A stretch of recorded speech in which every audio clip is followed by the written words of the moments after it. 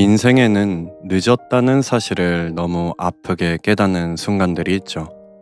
한마디를 잘못했고, 한 선택이 어긋났고, 이미 지나가 버린 일을 다시 붙잡을 수 없다는 걸 알게 될 때가 있는데, 그때 사람은 겉으로는 버티면서도 속으로는 주저앉아 펑펑 울고 싶어질 것입니다. 왜 하필 이 일이 나에게 이렇게까지 아프게 남았을까 싶은 순간이 우리에게도 있다라는 것이죠. 오늘 보실 하나님의 말씀은 창세기 27장 30절에서 46절 말씀입니다. 오늘도 말씀을 들으시고 궁금하신 점이 있다거나 기도하실 부분이 있다면 댓글로 남겨주시기 바랍니다. 오늘 본문은 바로 그런 자리로 우리를 데려갑니다. 야곱이 축복을 받고 막 나간 직후 정말 아슬아슬한 순간에 에서가 돌아오고 그 집안은 순식간에 울음과 떨림과 분노로 뒤집힙니다. 에서는 공손하게 축복을 구하지만 이미 모든 것이 지나가 버렸고 이삭은 심히 크게 떨며 에서는 소리 질러서 슬피 웁니다. 그런데 이 장면은 단순히 한 가정의 비극만이 아니라 사람이 자기 욕심대로 움직일 때 얼마나 깊은 상실과 아픔을 남기게 되는지 보여주고 있는 아주 쓰라린 장면이죠. 그런데 오늘 본문이 더 아픈 이유가 뭘까요? 여기 나오는 누구도 완전하게 웃지 못하는 데 있습니다. 야곱은 축복을 받았지만 도망자가 되고 에서는 울지만 회복하지 못하고 리베가는 계획은 했지만 두 아들을 다 잃을까 두려워하죠. 바로 이 장면에서 하나님은 무엇을 보게 하실까요? 돌이킬 수 없는 그 일 앞에서 무너진 마음을 하나님께서는 어떻게 다루시는지 오늘 본문을 통해 우리 함께 살펴보도록 하겠습니다. 첫 번째 말씀, 너무 늦게 도착한 에서 울어도 되돌릴 수 없었던 순간. 30절에서 38절 말씀 보시겠습니다. 이삭이 야곱에게 축복하기를 마침에 야곱이 그의 아버지 이삭 앞에서 나가자 곧 그의 형 에서가 사냥하여 돌아온지라. 그가 별미를 만들어 아버지에게로 가지고 가서 이르되 아버지여 일어나서 아들이 사냥한 고기를 잡수시고 마음껏 내게 축복하소서. 그의 아버지 이삭이 그에게 이르되 너는 누구냐? 그가 대답하되 나는 아버지의 아들 곧 아버지의 맏아들 에서로소이다. 이삭이 심히 크게 떨며 이르되 그러면 사냥한 고기를 내게 가져온 자가 누구냐? 내가 오기 전에 내가 다 먹고 그를 위하여 축복하였은즉 그가 반드시 복을 받을 것이니라. 에서가 그의 아버지의 말을 듣고 소리내어 울며 아버지에게 이르되 내 아버지여 내게 축복하소서. 내게도 그리하소서. 이삭이 이르되 내 아우가 와서 속여 내 복을 빼앗았도다. 에서가 이르되 그의 이름을 야곱이라 함이 합당하지 아니이까. 그가 나를 속임이 이번이 두 번째니이다. 전에는 나의 장자의 명분을 빼앗고 이제는 내 복을 빼앗았나이다. 또 이르되 아버지께서 나를 위하여 빌 복을 남기지 아니하셨나이까. 이삭이 에서에게 대답하여 이르되 내가 그를 너의 주로 세우고 그의 모든 형제를 내가 그에게 종으로 주었으며 곡식과 포도주를 그에게 주었으니 내 아들아 내가 내게 무엇을 할 수 있으랴. 에서가 아버지에게 이르되 내 아버지여 아버지가 빌 복이 이 하나뿐이리이까. 내 아버지여 내게 축복하소서. 내게도 그리하소서 하고 소리를 높여 우니. 아멘. 30절, 이삭이 야곱에게 축복을 마치자마자 정말 바로 그 직후에 에서가 사냥에서 돌아오죠. 원문에는 과연이라는 뜻이 담겨 있어서 야곱이 들킬 뻔한 그 아슬아슬한 순간이 더 강하게 느껴집니다. 사람 눈으로 보면 정말 우연처럼 보이지만 이 장면 뒤에는 인간의 계산을 넘어서는 하나님의 지혜와 섭리가 함께 흐르고 있음을 보게 되죠. 그런데 그 현장에 들어온 에서는 아직 아무것도 모른 채 31절 공손하고 다정한 말투로 아버지 일어나서 잡수시고 저에게 축복해 주세요 라고 말합니다. 야곱이 했던 말보다 훨씬 더 친근하고 공손한 말투였지만 안타깝게도 좋은 관계가 하나님과의 바른 관계를 대신할 수는 없는 것이었죠. 32절 이삭은 너는 누구냐 하고 묻습니다. 이 질문은 단순한 확인이 아니라 모든 것이 어긋났다는 사실을 깨달은 사람의 망연자실한 물음이죠. 그리고 33절 이삭이 심히 크게 떨었다라고 하는데 본문은 이 떨림을 아주 강하게 강조합니다. 그냥 놀란 정도가 아니라 몸 전체가 바들바들 크게 떨릴 만큼 충격을 받았다는 뜻이죠. 왜냐하면 이삭은 이 순간 자기가 에서를 축복하려 했던 계획보다 하나님의 뜻이 더 크고 분명하다는 사실을 뒤늦게 깨달았기 때문일 것입니다. 그래서 그는 흔들리면서도 그가 반드시 복을 받을 것이다라고 명확하게 말합니다. 이것은 허탈한 체념이 아니라 이제는 하나님의 정하심을 거스를 수 없다는 두려운 인정일 수밖에 없는 것이죠. 34절 에서는 소리를 내며 크게 울죠. 본문은 그 울음을 매우 심한 비통의 큰 울음으로 표현하는데 정말 가슴이 찢어지는 울음이었습니다. 아버지 내게도 축복하여 주시옵소서. 이렇게 울부짖는데 그 울음이 듣는 사람 마음까지 아프게 합니다. 그런데 이 울음이 자기 잘못을 깊이 뉘우치는 회개의 울음이 아닌 이미 놓쳐버린 복을 붙잡아 보려는 슬픔에 더 가깝다라고 보여주죠. 35절 이삭은 내 아우가 속여 내 복을 빼앗았다라고 말하고 36절에서는 그 이름이 야곱인 것이 맞다고 하죠. 하지만 에서의 말 속에는 자기 책임을 보려는 마음은 보이지가 않습니다. 본인도 장자의 명분을 가볍게 여겼고 하나님의 뜻도 깊이 생각하지 않았으면서도 이제 와서 모든 분노를 야곱에게만 쏟아내고 있는 것을 볼 수가 있죠. 37절, 38절 이삭이 내가 내게 무엇을 할 수 있느냐고 말합니다. 이제는 아버지 마음만으로 바꿀 수 있는 일이 아니기 때문이죠. 그러자 에서는 아버지의 복이 하나뿐이겠습니까 하며 더 크게 울죠. 이 장면이 참 안타깝긴 합니다. 왜냐하면 사람은 잃고 나서 그 가치가 얼마나 컸는지 깨닫는 경우가 많기 때문이죠. 우리도 그렇지 않습니까? 건강을 잃고 나서야 평범했던 하루가 복이었다는 걸 알고 관계가 멀어지고 나서야 그 사람이 얼마나 소중했는지 알고 기회를 놓치고 나서야 내가 너무 그 기회를 손쉽게 여겼다는 걸 깨달을 때가 있습니다. 그때는 정말 에서의 마음처럼 주저앉아 울고 싶죠. 왜 나는 그때 그렇게 가볍게 생각했을까? 이처럼 본문은 너무 늦게 도착한 에서와 울어도 되돌릴 수 없는 순간 앞에서 무너지는 한 사람의 모습을 보여주고 있는데 이 장면은 우리에게도 이미 지나간 일 앞에서 얼마나 가슴 아파하며 후회하는 순간들이 있는지 비추어 주죠. 그러나 우리가 놓치고 있는 것이 있다고 해서 인생 전체가 끝나는 것은 아닙니다. 비록 되돌릴 수 없는 일은 있어도 하나님은 되돌릴 수 없는 자리에서도 우리를 버리지 않으시고 그 아픈 후회마저도 깨달음의 자리로 바꾸시는 분이시므로 오늘 우리도 지나간 일 때문에 무너진 마음을 숨기지 마시고 하나님 앞에 가져가시며 울고 싶은 그 마음까지도 주님께 맡기고 다시 일어서는 믿음으로 나아가시길 간절히 소망합니다. 두 번째 말씀, 축복을 놓친 자리에서 남은 것은 분노와 상처뿐이었다. 39절에서 42절 말씀 보시겠습니다.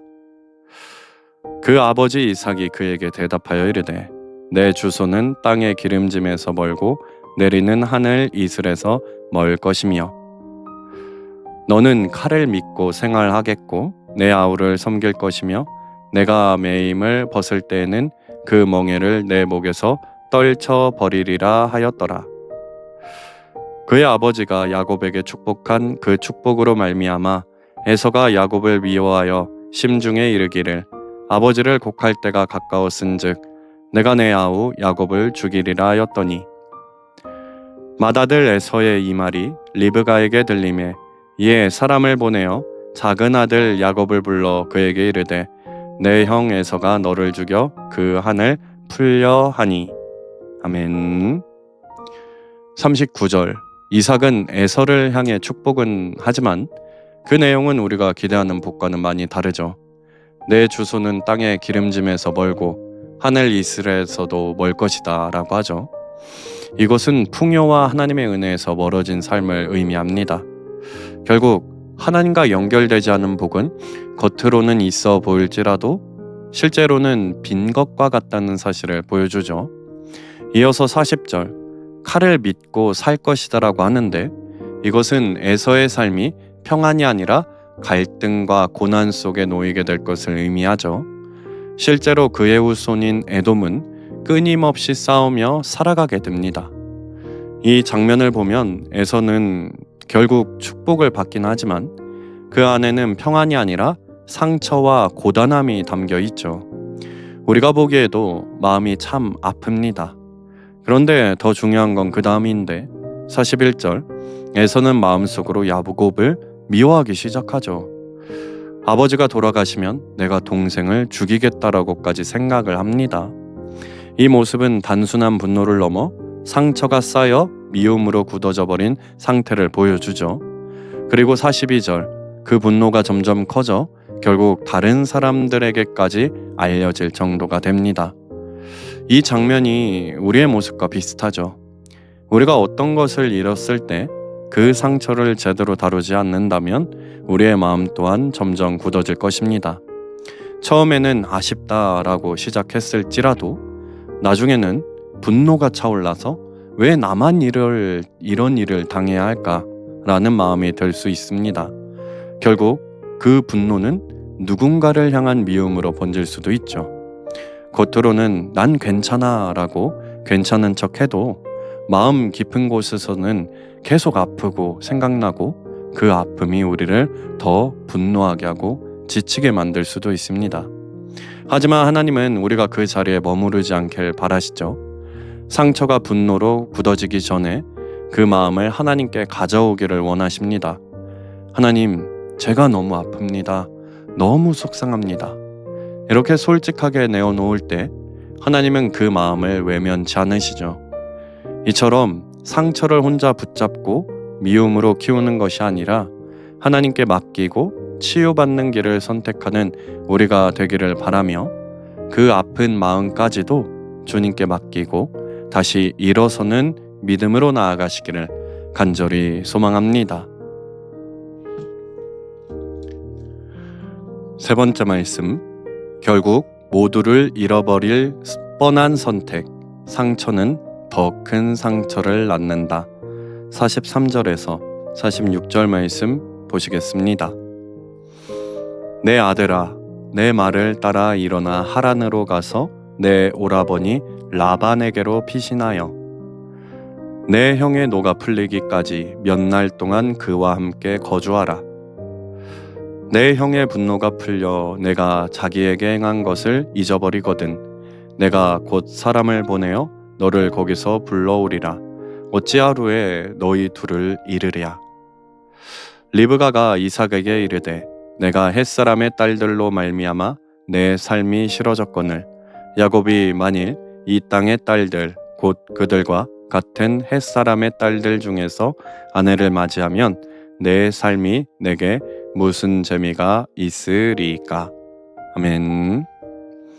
43절. 리브가는 야곱을 급히 불러 지금 당장 피하라고 말하죠. 형 에서의 분노가 너무 커졌기 때문에 더 이상 같은 집에 있을 수 없습니다. 그래서 야곱은 하란으로 도망가게 되는데 이 장면은 단순한 이동이 아니라 한 가정이 완전히 무너지는 순간이었죠. 야곱은 축복을 받았지만 집을 떠나는 도망자가 되고 리브가는 아들을 살리기 위해 보냈지만 결국 이후로 다시 보지 못하게 됩니다. 44절, 45절. 리브가는 며칠만 피하면 괜찮을 것이라고 말하죠. 형의 화가 곧 풀릴 것이라고 생각했지만 현실은 달랐습니다. 그 며칠이 무려 20년이 됩니다. 그 시간 동안 야곱은 낯선 땅에서 외롭게 살아가야 했고, 리브가는 사랑하는 아들을 다시 못한 채 생을 마감하죠.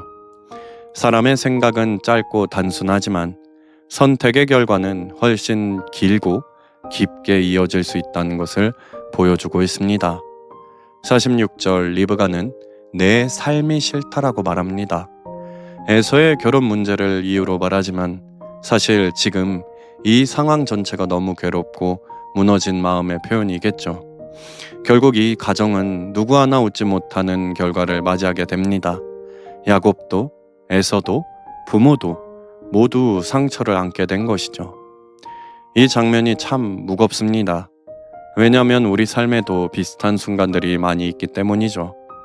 한 번의 잘못된 선택, 한 번의 욕심이 관계를 무너뜨리기도 하고, 시간이 지나도 회복되지 않는 상처를 남길 때가 있고, 그 상처는 혼자 끝내지 않고 주변 사람들까지 함께 아프게 만들 것입니다.